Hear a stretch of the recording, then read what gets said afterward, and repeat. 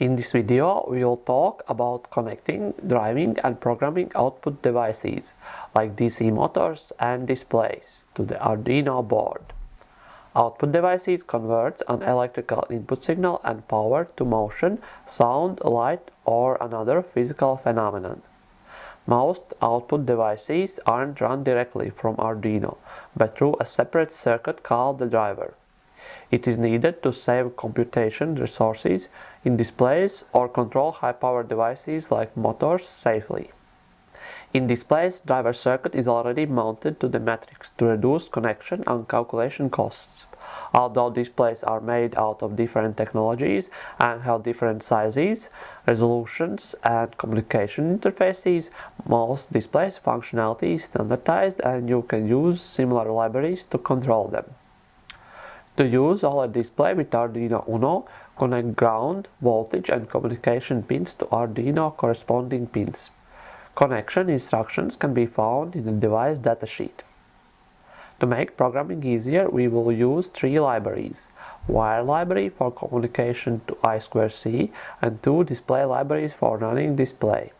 You will need to download these libraries for Arduino and include in your code using manage library functionality.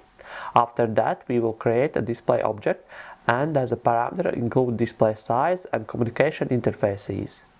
In the setup, we will start communication with the display by configuring voltage source and address. We also need to tell the size of characters and text color, even if the display is monochrome. To print out the text, we will set the cursor placed on the screen at the top left corner.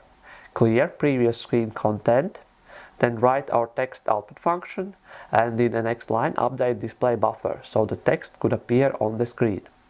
If you upload this code, you should see that text is displayed on OLED. In this way, display can be used as a serial monitor. If you want to drive powerful devices like DC motors, high-power LEDs or speakers, you will need to use driver circuit to control them. The simplest motor driver can be made from a single transistor. Add a motor to the breadboard. Connect transistor's collector to one of the motor wires. Add a resistor to the base of the transistor and connect another end of the resistor to one of PWM pins of Arduino. Connect transistor's emitter pin to the ground. Free wire of the motor should be connected to a 5-volt pin. You can add a diode in the current blocking direction for safety because of motor induction. In the code, we will define the PWM pin as an output. Write a for loop that each cycle decreases maximum PWM value by 1.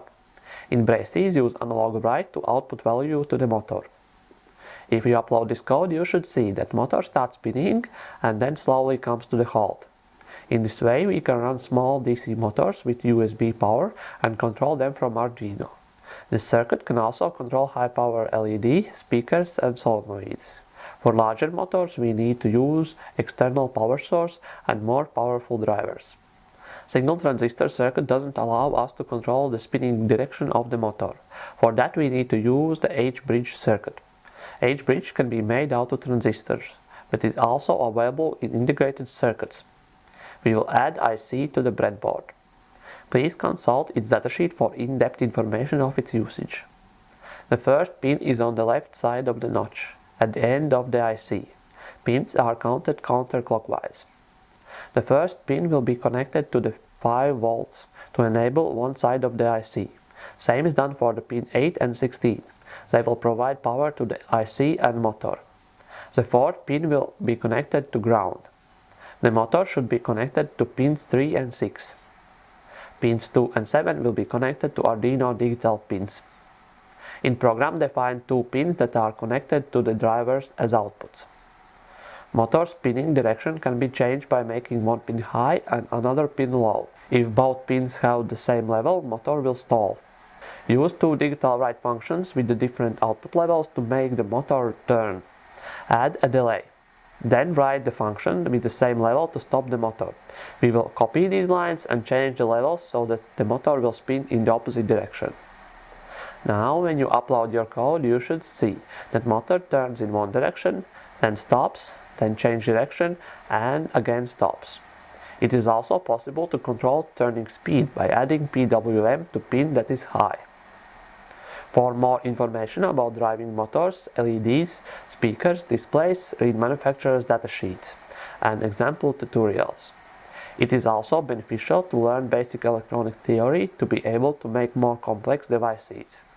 There are many sites that provide instructions on how to build simple devices that can serve as a base for new projects.